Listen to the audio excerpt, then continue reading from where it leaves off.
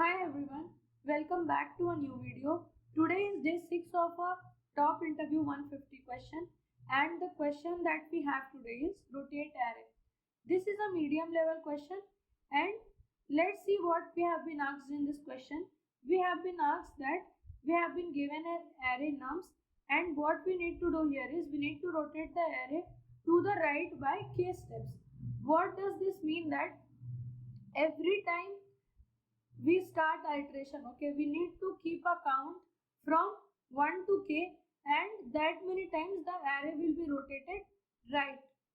Now let's see this this array only 1 2 3 4 5 6 7, okay, and this k will always be a non-negative value, okay, which means it will always be positive because we need to keep a count of the number of time it is getting rotated, right? So here what we will get, here we will bring 7 first in the front. So first iteration will bring 7 in the front.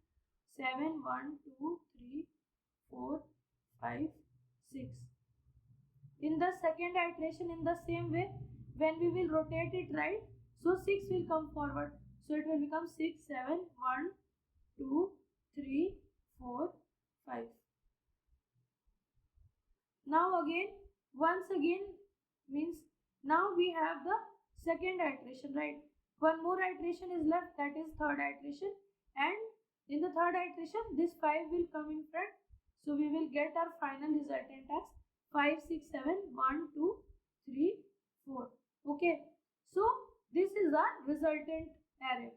Now in this question we have been told that k will always be a positive number, but this is not given that k will always lie between the length of the array only. So let's say I have 3 here, okay, so there is a possibility that the length of the array is 7 here, right? We can be asked that rotate the array 8 times, that is k will be given as 8.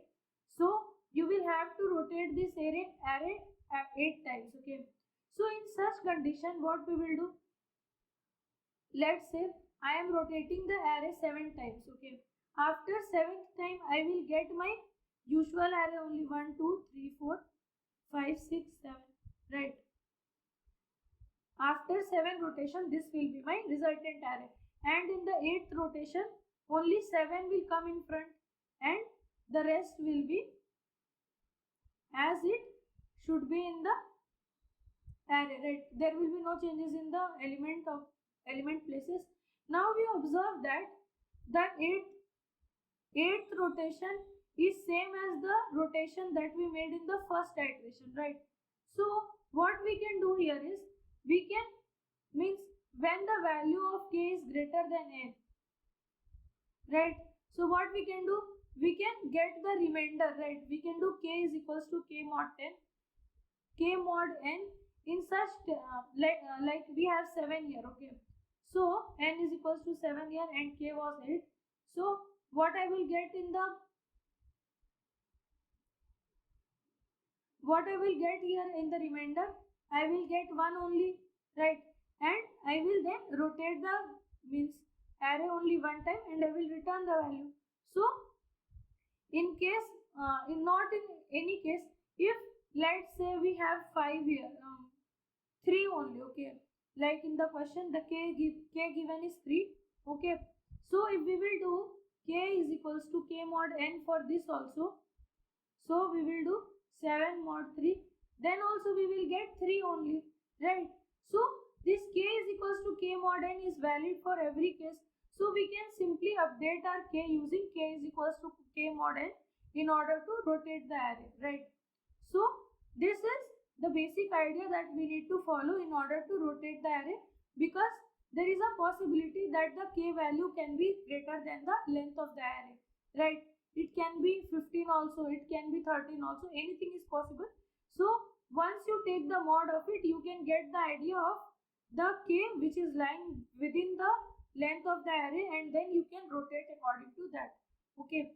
So now let's see the approach of solving this question. So the brute force that comes to our mind is, what we can do, we can simply start use a new array, okay, use a new array, and in that what we can do, we can like simply here what we have 1 2 3 4 5 6 7. Okay, so when k is equals to 3 here, so this will go behind, right, and this will come in front in the reverse order, right? So what we can do here, this array what we can start iterating from indexes, and here what we have to do, we need to insert in the reverse order only, right? This will be 7 6 5 6 7, and it will be 1 2 3 4, right? This is a expected value or the expected result. So we see that we are iterating from the position. If we want this, if we are taking a new array, this part that is 0 1 2 3 4 5 6, starting from n minus k position, okay, which is 7 is our length and 3 was our k, right? So from the fourth index we are adding the values in the array, right? So what we can do, we can take an array, we can start a loop where I will be starting from n minus k and will continue till n minus 1, right? And we can simply add the values in the new array, right? So what we will do, we will add this value in the array. Dot append or push, according to your language you can use here coding language. So here what we can do, we can simply add nums of I here. So what this will do, it will add, in this iteration it will add 5 6 and 7 in our array, right? Now again what we can do, we can start our iteration from 0 to n minus k, less than n minus k, right? So it will start from 1 and will go till 4, right? So then now means now we can append that value in our array.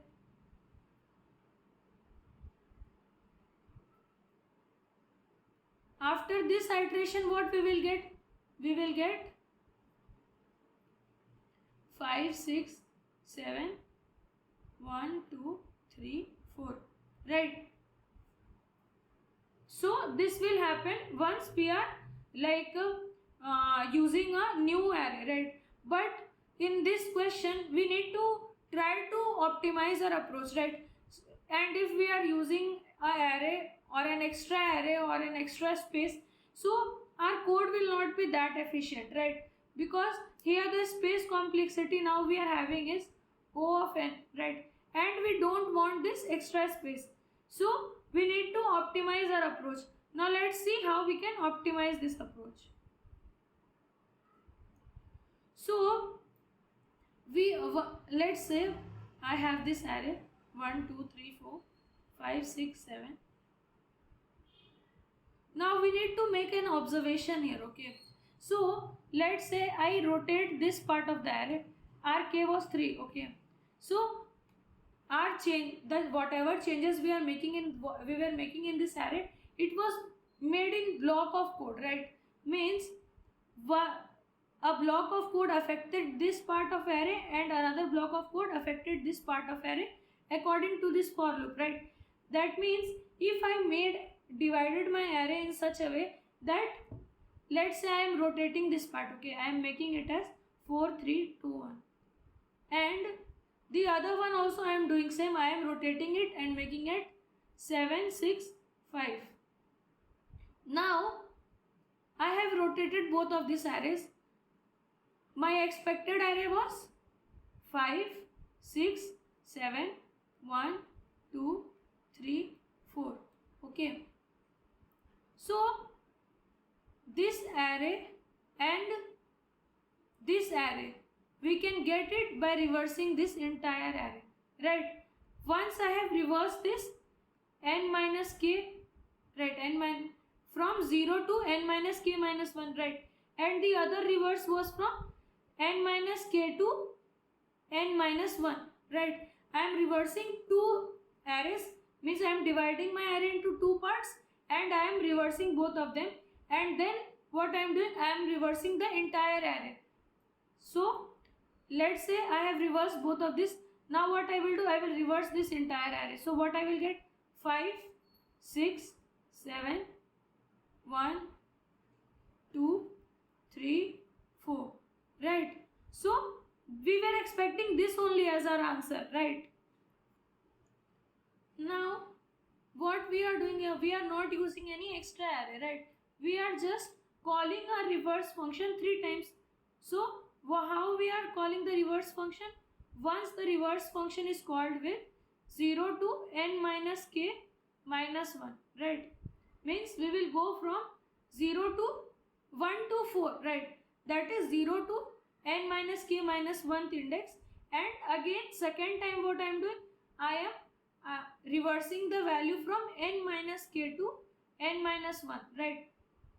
And third time what I am doing, I am reversing the entire array, right? And I am getting my expected values or expected answer, right? So this is what we have to do to optimize our code. In this we are not even like using any extra space, and whatever changes we are making, it is made in the same array only. So we know now we have the space complexity optimized to OF1, right? And now let's see, in C++ and Java you can directly use reverse function. Also in Python also you can use reverse function, but here we will be defining reverse function. So what you can do, you can iterate through the entire array and reverse the reverse the array one by one, or for f means let's say I am writing down a reverse function. So what can I do basically is, let's say I have nums here, this is the start index and this is an index, end index. So if I have, let's say 1 2 3 4, I can just swap the first and last index values, right? And then I can move forward, then I can swap this, and I will move forward here, and I will move one step backward here, and I will swap this both. So what I will get the reverse value as 4 1 3 2. So this was only expected, right? So what we are doing here, we are again optimizing our work by iterating only n by 2 times, right?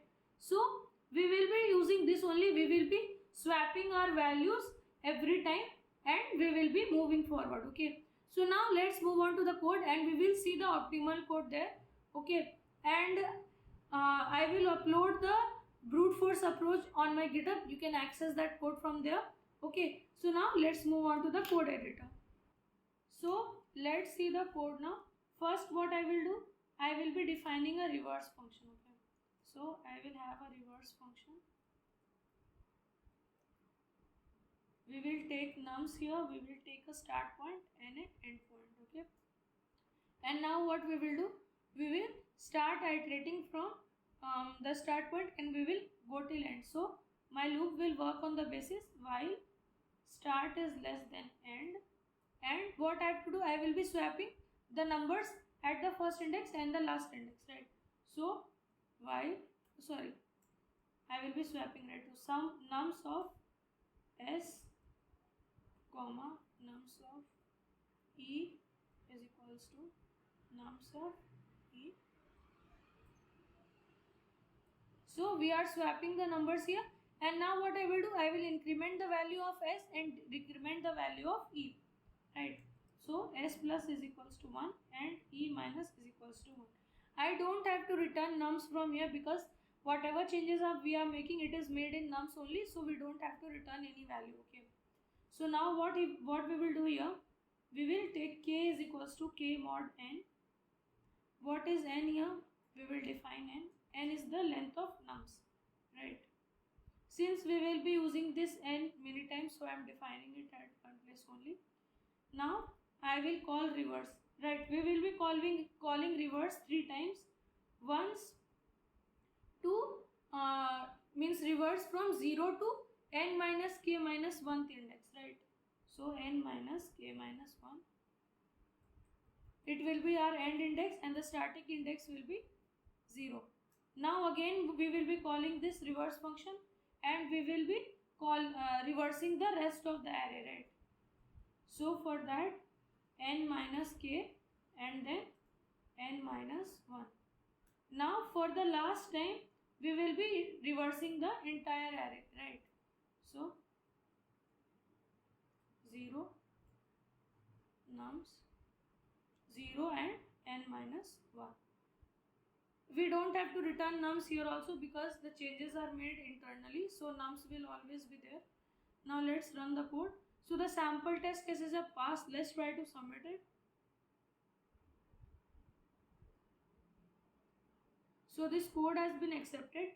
That's it for today, guys. Thank you for watching. If you found this video helpful, please let me know in the comments, and also in case you have any doubts, please let me know in the comments too, so that I can clarify it.